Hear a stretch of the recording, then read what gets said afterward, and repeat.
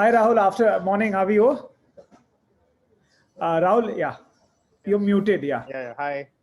Hi, how are you doing? Good. How are you? All well, all well. I need to change my virtual background, right? It's fine. I don't know, because sometimes there are issues, with certain laptops in terms of compatibility. Okay. You try it. I'll let you know if it's, looking fine. Okay. Because in the last masterclass, our guest speaker had some issues in terms of, adding the virtual background. Right. So I click on virtual background and then add image, right? Okay, found it. Yes, yes. I've never actually done this before. Do I need to move out of the way or something? No, nothing. So you can remain seated where you are. Just add it. Yes. Yeah. Oh, there we Perfect. go. Okay, Yes. cool. 1 second. Nitin is calling. Yeah. Sure. Hello. Oh, no worries. Yeah. I'm talking. Okay. Okay. Thank you. Okay. Bye. So Rahul, we've already got 18 kids come in Oh, wow.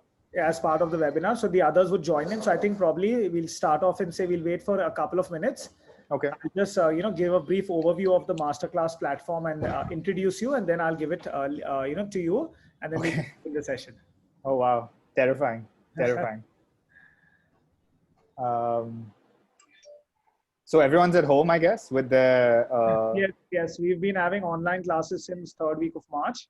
Wow. And did you all have like a summer break or? Yeah, we did have, but it was a shorter summer break. Okay. Given that the classes are only till 1 o'clock. Right. So normally school is 3. So we've obviously had to cut down because can't have kids sitting in front of a screen for 6-7 hours a day. Oh, absolutely. It's been hectic. My sister is also my sister's at Oberoi, so she's also been doing online classes, and it's quite an interesting new world we live in. Yes, absolutely. All of us are coping with it. Yeah. I see there are 22 kids. We'll just wait for another couple of minutes because some of them, must have just come back from a break. So our class time actually ends 15 minutes ago. Right. And we had kept this as the third class. Okay. So these are, just to give you a background, Rahul, these are kids from grades 8 up to 12. Oh, okay. Wow. Okay. I thought it was like only 11th and 12th. No. So we've even got, some of our younger kids also. So we just thought, since this topic is something which is of, so much relevance, especially because, all of us today are consuming so much of our content on OTT. So it'll be really interesting for kids to hear your journey and, your background in terms of, how you got into it and, what are opportunities as well as challenges. Yeah, I'm excited. I hope I do well. I've not really spoken in front of an audience that is more than 3 people before. So this is going to be a big jump. But I guess you teachers are used to it because this is what you'll do for a living. Great. So I think we can begin, Rahul. I'll just start off.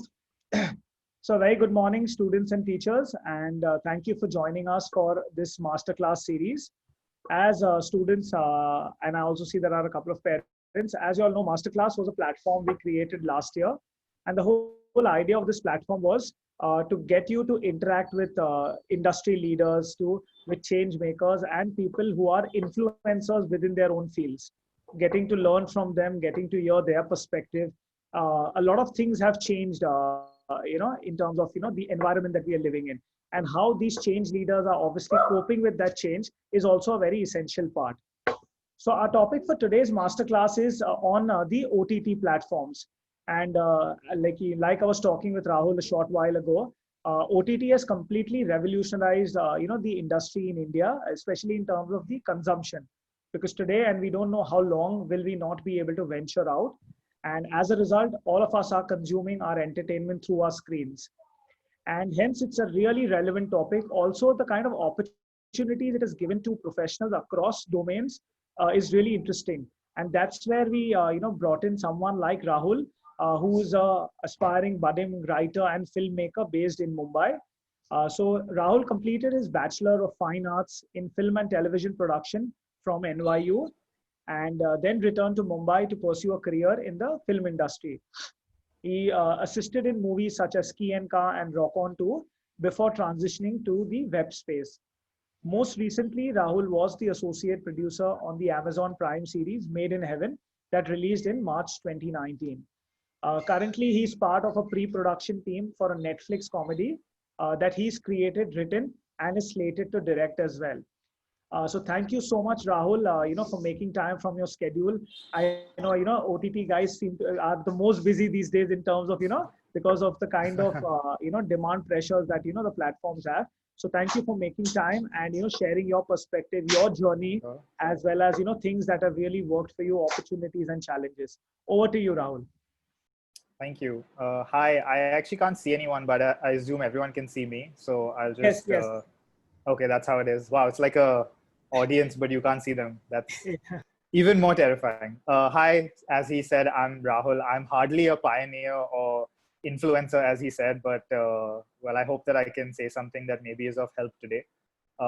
So obviously, I think the topic that we're talking about is OTT platforms, but it's also about like how I got to this position. So I think that what I'll do is just give you guys a quick overview of like where I started and then how I ended up here, because I feel like that it played an important part in the whole process.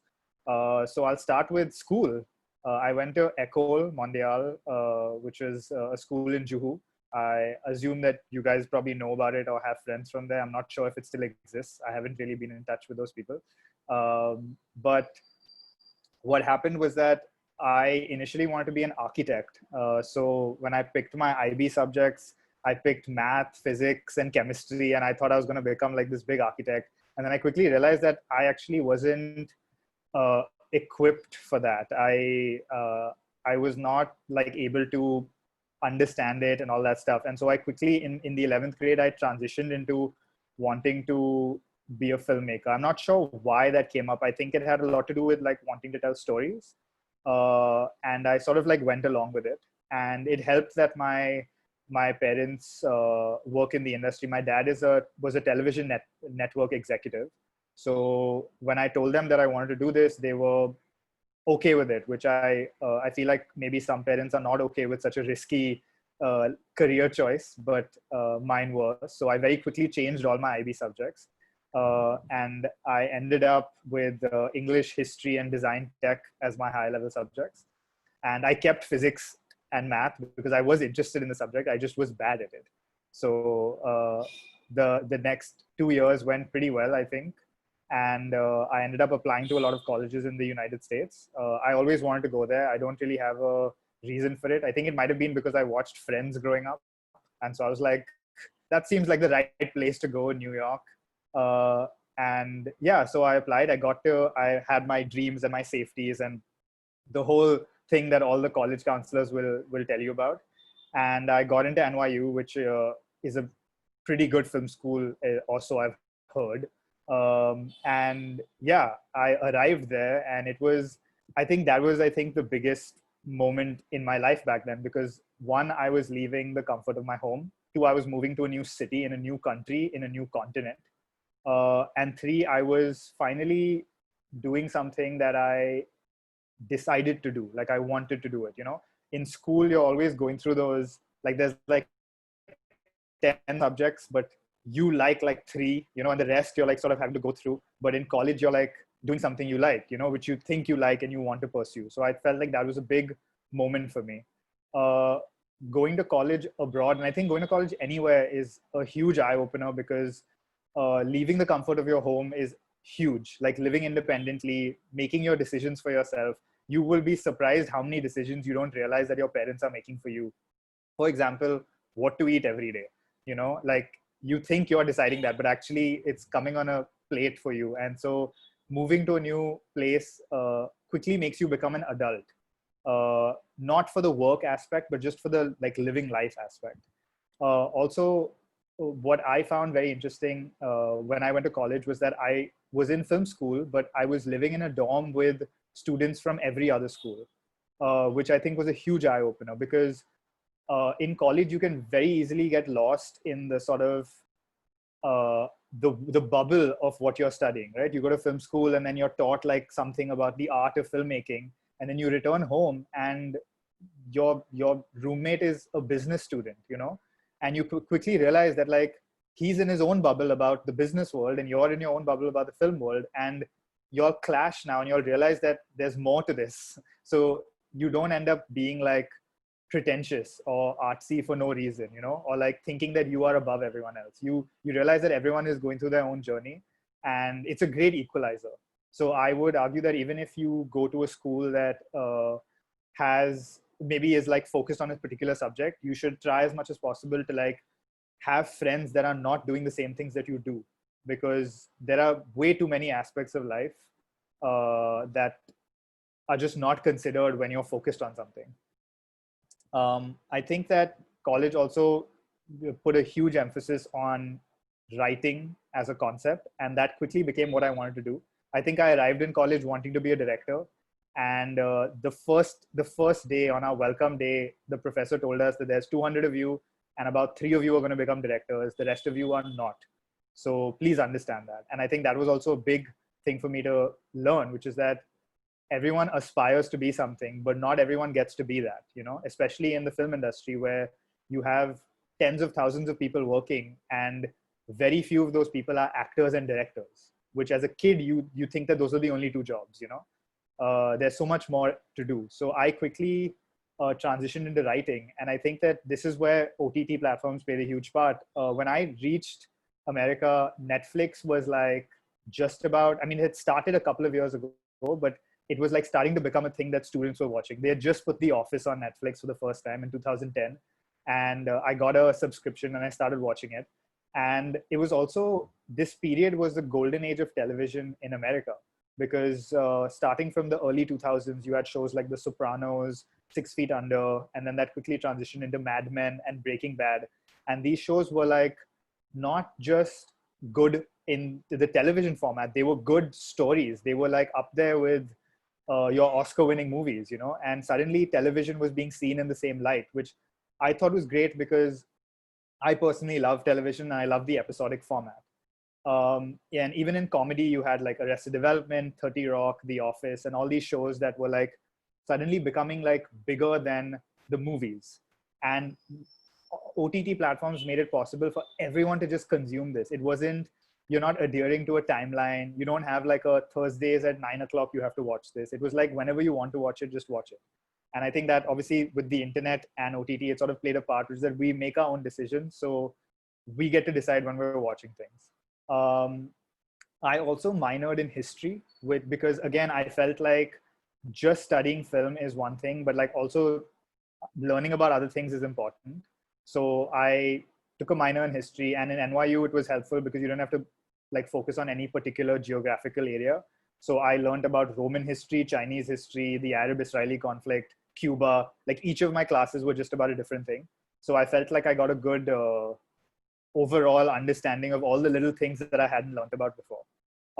And I did as many writing classes as I could. I did writing for television, writing for movies, writing for comedy, writing short format, adaptation, and just whatever classes they had to offer. I just wanted to learn about how to write. And so I never ended up making a movie. For my final thesis movie, I wrote a script instead of making a movie, which actually, I think most people in film school end up making a short film, but I instead wrote a feature-length movie. After graduating, I spent an extra year in New York, and I realized that if I returned to India to my parents without an actual, like without any content having been made, they might not be very happy. So what I did was I wrote a quick web series, like a 5-minute series, 6 episodes each. And then I went about shooting it. So I got my friends to participate. I paid for it myself. I used my home as the set. I shot it. I did the sound. I edited it, and I put it on YouTube. And it has like, I think 30 views total. But it was huge for me. It wasn't about how many people were watching it. It was more about like me just immersing myself in the process and seeing if I can do it. And I felt like I could. And I think my plan always was to stay in America. Like, I will admit to that, but I didn't get my visa because it's just difficult to, like, once you're done with college, to stay there. And I realized that if I don't know where I am in the next 6 months, it's very difficult to plan for life. It's very difficult to even write, or, I was writing things that were set in New York, but then I suddenly realized I was moving back to India. So I decided that I should just go for it head on. So I came back home in 2015, moved back in with my parents, which in the Indian sense is a very normal thing. But like coming back from the culture of America, it was like not normal. All my friends in college were like now living by themselves. Um, I I got myself a job as an intern on the film Kiyanka by R. Balki. And it was an eye-opening experience because only 4 years of NYU does not teach you to be on an Indian film set where like things are just incredibly chaotic, and there is like, I mean, there's nothing you learn can teach you what's about to happen, So I thought that was amazing because we were just thrust onto a set and we were following orders. And I feel like that's really what it boils down to, because filmmaking is ultimately a collaborative process where the director is talking to the HODs, who are the heads of departments, so the production designer and the costume designer and the cinematographer, and then they have their teams. And so it's really something that's a sort of goal that the director has that is then being executed on each level. So as an intern, you are executing someone else's vision, but it could be the smallest thing. Like on my second film, Rock On 2, for the first 10 days of shoot, my job was to count the crew. And it felt so ridiculous and stupid. I was like, why do I need to count how many people are on set? But it played a part because for the production team, they needed to count how many people are on set because they were going to pay them. So everyone that's on set gets paid. So I needed to make sure that everyone was there, and whoever wasn't there was being adequately paid or not paid, depending on why they were not showing up. And so for Kiyanka, I was in direction, but then for Rock On 2, I was in production. And I felt like that was huge because production is a back-end process, and people don't talk about it enough. And I think that it applies to every industry. Like I think even in education, you have the teachers, and then you have the people that are like the head of school and the administrative people. And students never consider the administrative people. I mean, that they're in your school, they're in the office, but they're playing a huge role in like setting up the rest of the team. So spending a film doing production was amazing, and I got to learn about how much they do to like serve as the backbone of the process, and they're really like the silent heroes that don't get enough acknowledgement, sleep the least, first to set, last to leave, doing the most work, but really not getting, like, they don't show up in any behind the scenes videos because their job is really not glamorous at all. So that was huge for me. At the same time, I saw what happened is that Netflix arrived, Amazon arrived in India a little belatedly. And very quickly, the company that I was working with, Excel, signed a deal to make a couple of Amazon shows. So I joined one of them, Inside Edge. And it was a great process because we were filmmakers. We were traditionally a filmmaking company, now making television content. So I think that was the big difference between the way that it happened in America and the way that it happened here. In America, television evolved and became amazing. Like your shows from the 60s, 70s, 80s, 90s just slowly got better and then eventually turned into the way they are now. Whereas here, we have a very different television industry, that is the soap operas that you watch every day. And then you have your film industry, which is like operating on a very different like level. And when these OTT platforms came here, they didn't go to the soap opera companies, they went to the film companies. So actually you have the quality of film, but none of the process of television. So I think that everyone started on page one again. We were trying to make television. We were trying to make basically 9 hours of content, which in our scheme of things was 3 movies, but in the span of like 1 movie, in like the period of 1 movie. So that was also a huge thing. And then I joined Made in Heaven as a director's assistant. And that was great because we had multiple directors. The process took 2 years. Over the course of the process, I sort of changed my role from a director's assistant to an associate producer because we had a lot of ins and outs, and it was amazing. And actually, as of yesterday, Arjun Mathur, who was the star of our show, got nominated for an international Emmy for it. So I can now say that I kind of worked on a Emmy nominated show. Though, I mean, if the actor got nominated, it's hardly my, I can't take credit for that. But yeah, so I did that for 2 years. And all through all of this, I was always writing on the side. Whatever I thought was like, if I want to write a movie, I'd write it. If I want to write a TV show, I wrote it. Even if I was writing like notes on my phone, I was always putting things down. And I managed to put together a show. And after Made in Heaven was over, I started pitching that show to online platforms and through Excel, which is the company I work with. And Netflix finally sort of said that they like it. And it got greenlit, which was a surreal moment for me. And just as surreal was that the pandemic arrived to cancel my show. And then we spent the last 6 months indoors. And now we're just about restarting and hoping to shoot this maybe in December, but with all the safety protocols in mind and all of that stuff. So it's been a very interesting year of like the highest high of like finding out your show has been greenlit, and then the lowest low of like a pandemic pretty much affecting everyone in the world equally, I think. And yeah, I have lots of opinions on OTT platforms and how they work and all of that. I don't know if I should talk about that or maybe open it up to like questions. What do you think? You can share some details in terms of, how has your experience been with the platforms, and Right. how do you think, how are these platforms going to evolve, in the coming time? Right.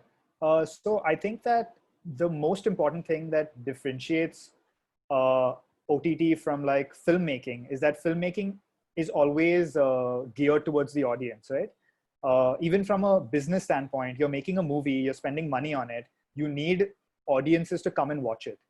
So therefore, that changes a lot of things. Like it changes who stars in it. It changes certain decisions. If you want to make a movie that's going to be a sad drama, you might need to have a hopeful moment at the end, because audiences are not going to pay money to watch something sad, And I think that's what really has created Bollywood as we know it, the need for music in your movies so that you can sell albums, the need for like a big star to like take this movie forward and market it correctly. And what OTT has done is that it's just thrown all of that out of the window, because OTT is subscription based. So it's not based on when you release a show or movie or how it does. It's based on how many subscribers they have. So it really opens up the format in terms of content. And I think that that's a huge deal, because content is meant to like push boundaries rather than stay within boundaries, And OTT has allowed that to happen. Even Made in Heaven, for example, I don't know if students are even allowed to watch it. I think it might be 16 or 18 plus, but it's a show that could never have been a movie. It's a show that was about like weddings and all the darkness behind weddings. Made in Heaven is an ironic title. It's like none of these weddings are matches made in heaven, but that's something that we could never have made for a theatrical audience. And even the show I'm making, which is about a young man just navigating through his romantic life, as an early 20-year-old, in his early 20s, is something that would not have happened if it was a movie. It would have been, you would have added like all sorts of like elements of song and dance and got like a Ranbir Kapoor to be in it, rather than like who we're casting are like unknown actors, because we want it to be realistic. We want it to be people that you can relate to. And so I think that that's a huge deal. Also, censorship is a big thing on OTT platforms. You're not required to like cut out scenes that you might think are too violent or abusive. And that's not to say that you're just like pumping in abuse for no reason. I think it plays into the idea of reality, right? If you're doing a show about school, then there should be no abusive language. If you're doing a show about gangs in Uttar Pradesh, then I assume there will be some, and there will be some violence, and that's not to say that you're like pumping it in just to like get eyeballs. You're just doing what is actually real. And like a lack of censorship allows that. And obviously we live in a highly politicized climate where censorship is starting to seep into OTT platforms as well. And while that might seem not so good, I think that it's also, there's one way to look at it is that it's a challenge. Like filmmaking and all storytelling has ultimately been a challenge. And you're always trying to get around boundaries, right? Like, so that's how you become more innovative. So I think that the more challenges they put on us, the more censorship they put on us, the more likely we are to find an innovative way to like tell the stories we want without breaking laws, you know, because I don't think anyone wants to do that. And finally, I think that OTTs have opened the door for India to sort of be marketed to the world, because Netflix is such an equalizer, right? Amazon is such an equalizer. You put your show on Netflix and you're watching something that was made in Germany, something that was made in Brazil, something that was made in America. And then so are they. They're watching something that was made in India. Like, I know so many of my friends in America who put on their Netflix and like Sacred Games showed up on their list. And so they just watched it. And I think that's amazing. But it also is something that we need to think about. Are we making shows for India? Like, are we making shows for our heartland? Are we making shows for our urban communities? Or are we making shows for a global platform? And if, like, depends on which one we're doing, how are we going to do it? So I think that that's a very interesting dilemma that we have, that everyone can do their own thing, obviously, about it. But it really opens things up in terms of who we're making, who is our audience, and what are we trying to do? How are we contributing, you know? I think that's pretty much everything I have to say about OTTs. I don't know if there's anything else. If you could just share, I actually absolutely agree with the censorship bit, and that, it allows a lot of, filmmakers and writers like yourself to really push the boundaries and, take stories to the world. Another part is, which I'm sure a lot of kids would be interested to know, is on the business side of, the OTT platforms. In terms of, how do these platforms, is it lucrative enough for, people to aspire, or is it again looking at like, say for someone like yourself, is it like a stepping stone to ultimately get into, say, Bollywood or into any other film industry? So I think that for me personally, in film school, I sort of decided I wanted to work in television. So actually, for me, making a series is bigger than making a movie. And I think that might make me a little bit of a minority, because I think that the dream is ultimately for most people to like make a movie, and have it released and all that stuff.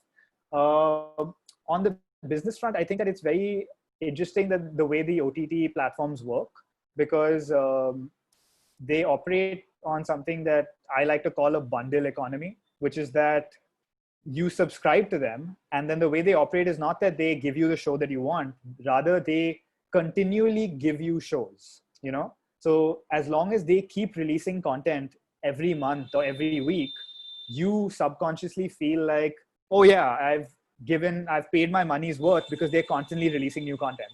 So it's not really about adhering to a specific audience, rather it's adhering to a catalog. It's like you have a library subscription, and you go to the library every week. And so they need to keep updating their books so that you don't feel like your first, was created years ago that you don't care about. So I think it's a very interesting business model where it doesn't force it doesn't mean that anyone has to make a show specifically about a certain thing. It allows smaller shows to be made, bigger shows to be made. But at the same time, it means that shows have to constantly be made. And I don't know when this is going to reach a saturation point, because I think we've already reached a point where we cannot watch everything. Like even the people that binge watch shows on the weekend and every day, I think the content has already surpassed the number of hours we have like just to watch things. So yeah, I'm very intrigued to see when we reach a point where like we don't want to watch new content. We just want to finish what's on the backlog.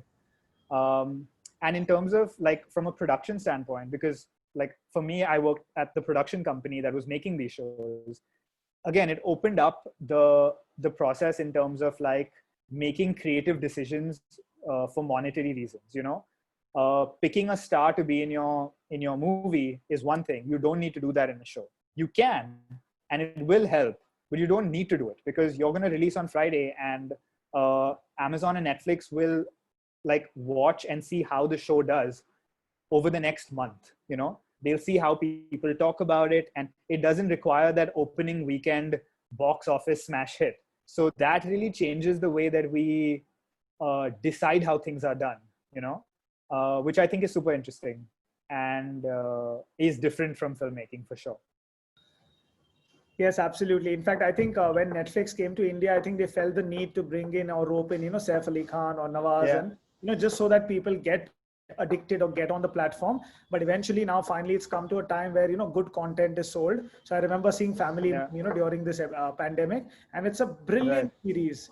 And same with Yeah. Maiden, and I'm sure there will be a season 2 also coming really soon for that. I certainly hope so. We've written it, but with the pandemic, it's all we're waiting to figure out how to do it. Okay. So we'll just take in some questions, Rahul, if that's fine with Absolutely. you. Yeah, of course. So students, teachers, parents, if you all have any questions, you could just post them in the chat box, and then I'll ask Rahul about it. Yeah, okay. So there's one question from Ananya. How do they create revenue like Hotstar displays? So I mean, Netflix and Amazon obviously are subscription based, so they try very hard to not have ads, and I think so far they've been pretty good at it. So when you go on Netflix and Amazon, yeah, they basically advertise their own content, so there's no actual ads. And I think that the idea is that you're paying the premium to not watch an ad. Hotstar, on the other hand, is an amalgamation of like multiple companies, right? It's owned by Disney, so it has Disney content. It has a deal with HBO, so it has HBO content. It's also Star, so it's got Star Sports and all of that stuff.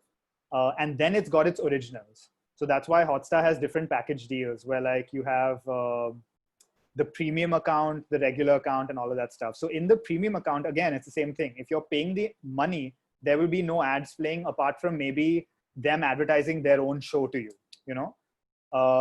and this is unlike, say, television, where you have to watch an ad for a completely unrelated product, so I think that's, and I think that there are, like, for example, I think MX Player is a free platform, but they do have ads because that's their revenue model. They need it, but yeah, as long as you're paying a premium to watch this, like a monthly premium, then that's how they're getting their revenue. So they don't need ads. Unlike television, which is technically, I mean, it's a very small amount when you pay for a channel on Tata Sky or whatever, Right, absolutely. In fact, yeah, I also had the example of MX in mind, because MX is very much like television. Right. You still get to watch, this path-breaking content, but obviously with advertisements. And as a user, you don't end up paying any money for that subscription. It's free.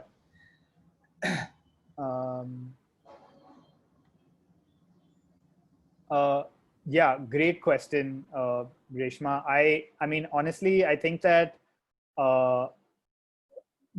having like my family be a part of the industry, even if it's like mostly from a television perspective, was helpful just in terms of support, because it is a risky business. I mean, I can't imagine any parent being like, oh, you want to be a filmmaker? Great, let's pay money to send you to college for that.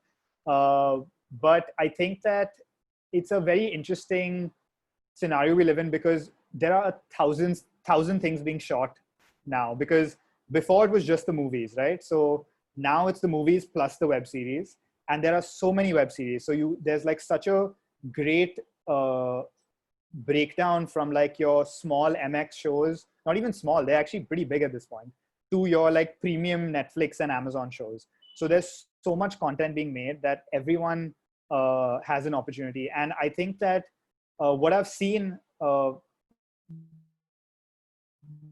getting into this industry was that every show will have the group of interns who've come in because they know someone, and then the group of interns that came in with a resume, like because they studied at FTII or whatever, and they've been recruited.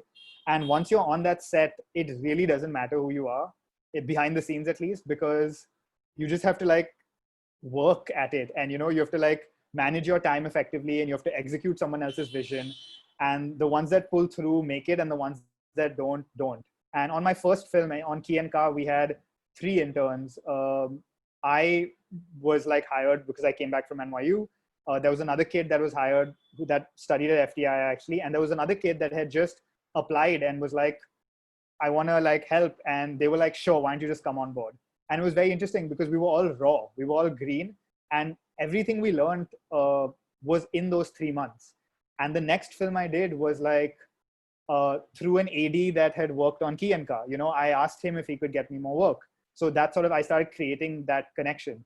And in the last 5 years, I've made sure not to work with my dad.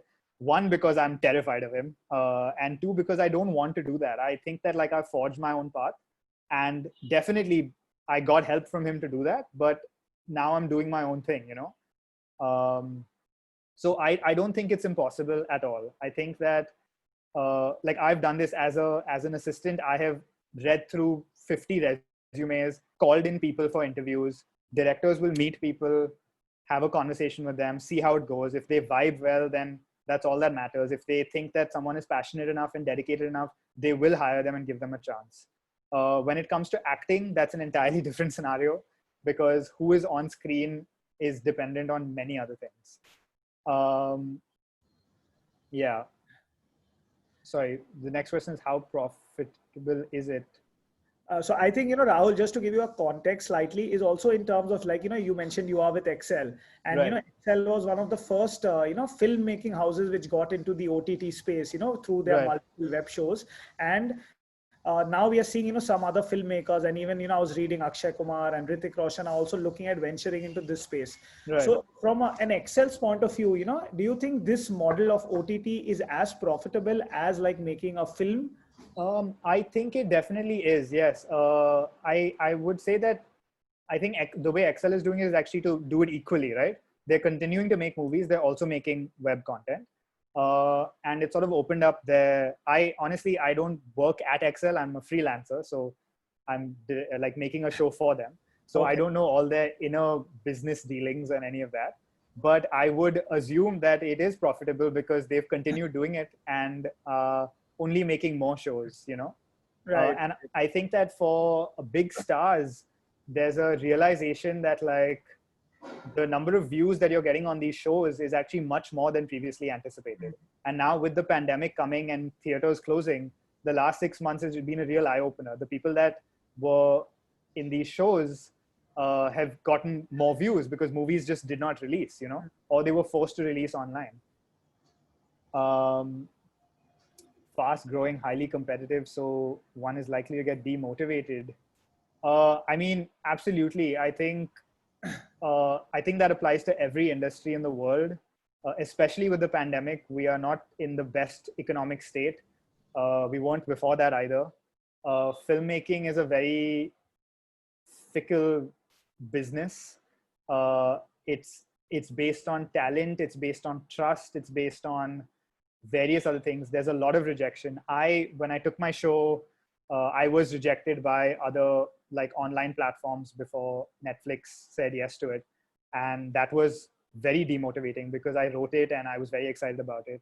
But I think like the only way to go through it is to like take every stumbling block as a stumbling block and not an obstacle, It's likely to happen. And in fact, even daily on set, the number of things that go wrong that can put you off and make you feel like, this is a process that is just not functioning and not going to work.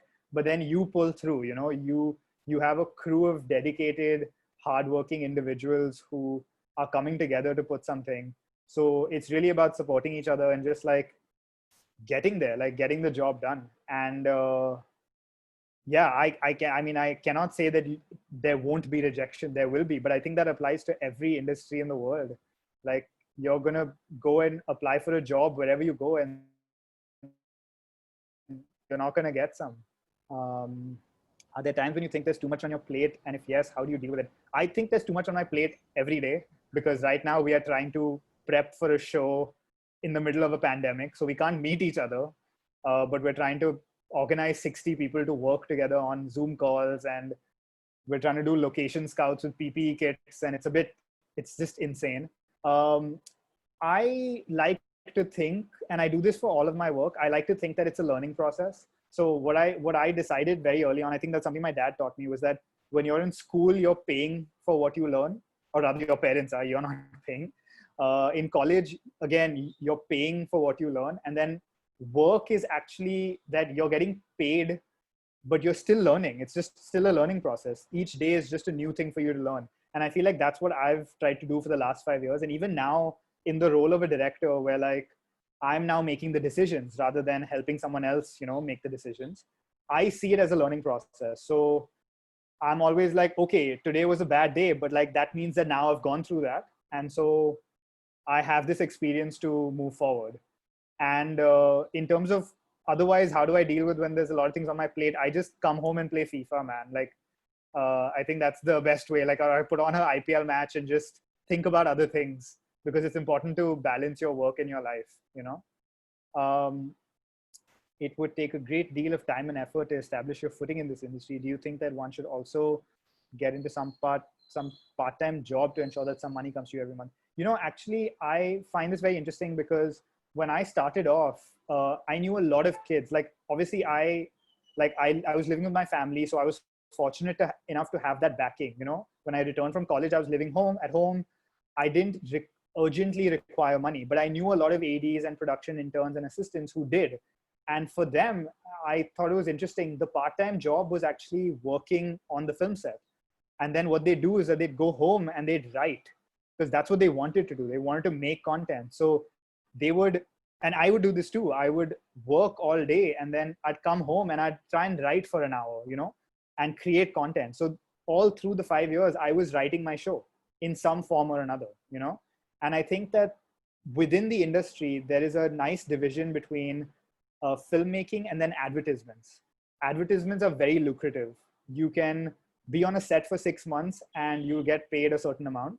And then you can be on an ad for like 3 days and you might get paid the same amount, And there is an ad season. Like in a non-pandemic era, there is the season leading up to the IPL is huge. There's 1,000 ads being made, and a lot of ADs will use that time to just focus on ads and build up their money so that then they can do long format stuff.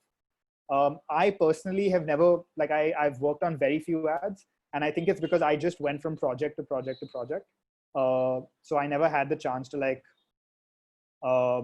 do that. And I think that's a very, very fortunate thing on my part, because I didn't feel the pressure monetarily to do it. But I know everyone else that I've worked with does ads regularly in between shoots, like larger shoots. And it's a way to pay the bills. And Rahul, given your personal family background, because your dad has also been associated with large production houses, how challenging it was, to establish your foothold, because obviously you wanted to venture into this entirely new space in terms of OTT, right, etc. Because, some years back, OTT was relatively, unheard of as a platform. So, right, how did you make that transition? How difficult was it for you? I mean, I was extremely happy when it happened. Like, honestly, when I came back, I wasn't writing movies. I was writing a TV show in 2015 when I returned, I wanted to do television. So when it finally arrived that this is what's happening, sorry, can you hear me? Yes, I can hear you. Okay, sorry. Yeah. No, so when I finally realized that this is what was happening, I was super excited about it. I was happily embracing it. I think that the initial, working on Inside Edge, which I did very briefly for a couple of days, was the only time where I think everyone behind the scenes was a little like, okay, where's this going to go, But because we actually are very fortunate that Netflix and Amazon are testing everywhere else. They come to us late, and therefore we see the process over there. So we can always just look at America 6 years ago, and we'll have a blueprint for how things are going to go for us. So we saw it happen there. We saw them do House of Cards in 2011, and that's what allowed us to do Inside Edge and Sacred Games now, So actually, we just have to at the end of the day, I mean, any history teacher will tell you that history is the best subject and the best way to learn about the future, So it's really about just seeing how other countries are dealing with it and going with it accordingly.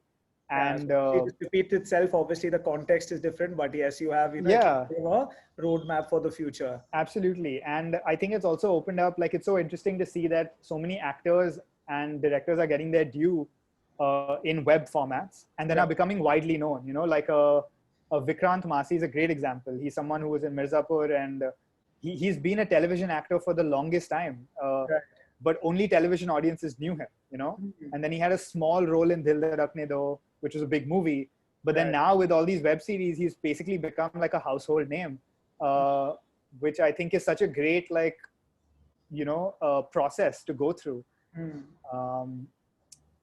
Yeah, sorry, there's another question. Yes, I think we'll just take another couple of questions, Rahul. Yeah. Is basically, I'll just summarize the question is, do you think, for budding filmmakers, like you mentioned, that you started off by, creating a video, using your friends and your home as a set, and even though it got limited views, at least that experience was very fulfilling. Right. So, if there are any aspiring filmmakers in our student audience today, would that be a right, platform or a channel to, set up something on your own, test waters, and then decide, if they really want to take the deep plunge into this particular vertical? I think that's absolutely, I mean, it's the best way forward. I don't think that, like, I know a lot of people do it for the views, and I think that there's a big Instagram, TikTok culture. Well, TikTok's banned now, but there's that culture of like putting yourself out there. But I also think that, like, if you are passionate and you want to make something, make it small first. Like, you don't need to go suddenly make the biggest movie of all time. Like, make a small thing. See how you like it. See how you like the process. Let people watch it. It's like the same as those kids that are good at singing, and then their parents are like, now you have to sing in front of people, and they're like, please no. That's actually an important process, right? Ultimately, you will have to sing in front of people. So ultimately, you will have to show your content to people. So the best way to do it is to just make it. And even if it's small, you can remake it. Like, I've always in my head imagined that at one point I will remake my web series, even though it's like a really stupid, like, show that I made. Like, at this point I cringe when I watch it. But I've always had it in my head that, like, I made it then, but I made it small, but I've always aspired to make it bigger, So I will try and make it again at some point. And I think that absolutely, like, the internet is an incredible place. Like, YouTube is amazing, right? You can put yourself out there. You can be funny. You can be talented. It's like a one of those America's Got Talent type shows, but it's not that, right? It's just you put yourself out there. And I think it plays a part also when you go forward. I was too embarrassed to show my web series to any of the directors I worked with because I thought it was really bad. But I did let them know that I did it. Like, I told them that, yes, I spent like 4 or 5 months making this, and that experience was important to me. So do it for yourself, and it might help going forward. And no content is bad content, honestly. Like, no director is going to be like, oh, as a 15-year-old, you made a really bad YouTube show, therefore we can't hire you now. They're going to understand that you grew up like everyone does, Can I answer the writer's block question? Yes, because please. I think that's super important. Like, yes, writer's block is the worst. But what I do personally, and I don't know if this works for everyone, is that I always try to write 2 or 3 things at once. And I try to keep my genres and formats different. So like right now, I'm obviously working on my show, which is a web series comedy. On the side, like, just for myself, I'm writing a crime movie. And I'm also writing another show that's like very post-apocalyptic because the pandemic has inspired me. But the way that I try to do it is that if I'm ever feeling like I can't write something, or like something is not sticking, or there's a roadblock that I'm stopping at, I just stop writing that. Like, I pause it. I have a folder on my computer that has like 20 projects. Some are fully fledged scripts. Some are just a Word doc with 1 line of like what I think the idea should be, but I just leave them there and I divide them up. And so when I reach a roadblock, I just stop and I look at everything else and I try to see what else I can start over. So I have writer's block within projects, but as a writer across all the projects, I don't have writer's block because I just switch over to something else. And I think that's what sort of helped me to like keep it going. And I have a note on my phone that I always use, which I just called it interesting stuff. And every time I think of something that I think might apply to anything I want to write, I put it down as a note. And I always come back to that when I'm writing, so that I can minimize the writer's block as much as possible. Because once it happens to you, it's so difficult to get out of it, because you just feel like it's not even writer's block. You'll feel like this project is a dead end. Like, this story doesn't make sense anymore, and you'll want to not write it anymore. So it's important to take a step away from it, do something else, and then something else will come and inspire you to come back to it. Great. At least that's what I do. Thanks. Yeah, that's really interesting. And in fact, that was a question from our IB English teacher. So, Oh, wow. yeah, so I'm sure you'll be able to see the context. So thank you, Ms. Reshma, for that, particular question. It was really insightful to hear your response. Thank you, Rahul, once again, on behalf of the entire MBIS community for making time. Thank you, Nitin, sir, for connecting us to Rahul and, getting him on our, show for masterclass. And I'm sure, Rahul, once things open up, we'd love to have you coming to school in person also, and probably, just, talking a little bit about what you're doing. It's always interesting to hear, because this is a vertical which still not a lot is known about, in terms of OTT. So it's really interesting for all of us to at least understand, how things function, like, some of the kids were asking, the business side of it and all. So thank you so much. I just wanted to say one last thing.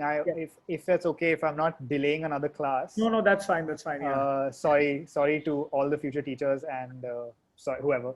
But I just want to say that I remember in school, like hating certain subjects and just being like, this is never going to apply to my life. And then even when I sort of deviated from architecture, I was like, okay, then why am I even studying physics? I dropped chem. I did all these things. And I think what I realized was that the thing I learned in the IB especially, and then in college, was like time management as a concept. And I know this sounds like I've been like prepped by your teachers to say this, but it really isn't. My biggest, I think that the biggest thing that's allowed me to work forward is organizing time. And I think that I've realized now that that's kind of what school is. Like, it's not about the subjects. It's about like studying and doing the homework for the subjects you don't like, because that's just what life is going to be. You're going to be doing things that you don't like. But if you can organize your time effectively and do those things, and then you'll have time left to do what you also like. So I know that that might seem like the stupidest advice because you're students right now. And I only realize that now. I didn't realize that back then. But I think like going into college, it helped. Like, college was easier than school because school is hectic and it's prepping you for real life. So yeah, just if you hate a subject, just bite the bullet and do it, because the point is not the subject itself. The point is like getting through something that you dislike. That said, don't hate any subject. All subjects are good. Math is great. Geography is amazing. And yeah, sorry. Thanks. If I said anything Rahul. controversial. Yes, absolutely. No, that's fine. Yeah. So in fact, I think, with the IB, there is one thing about, even if we look at life skills in terms of, so all these things which you've spoken about are life skills. So at the end of the day, not so much about the content, but it's about the skills that you pick up, which would help you in whichever domain. Because time management, I think even if you're running a multi-billion-dollar company, also time management is important. Or, you're running a crazy production set for Made in Heaven also, it's equally important. Yeah, so, and learning how to learn, yes, I think is extremely important. Like, once you figure that everything is a learning process, then it just becomes so like eye-opening, and it just becomes easier. Great. Thank you, Rahul, so much. And wish you all the very best in all your future endeavors. Thank you. Good luck to everyone here as well. Take care. Thank you. Thank you for having me. I hope I was helpful. No, it was really interesting. Students, you can now join your next class, which is 11:20. Thank you. Thank you. So we are right on time, Rahul. It's 11:22. 11:20 is when their next class starts. Oh, damn. So I did eat into it a little bit, but that's fine. No, that's fine. That's fine. Yes. I hope I was okay. I don't know how I. No. It was perfect. It was really on point, and yeah, it was interesting, to hear, because sometimes it's more about the journey of an individual, and how you got into, what you're doing, and hopefully, it inspires and motivates some of the other kids also. Great. Thanks, Rahul. Thank you so much. Yeah. Nitin is calling. I'll just answer the call. Okay. Thanks. Bye. Bye-bye. Hello.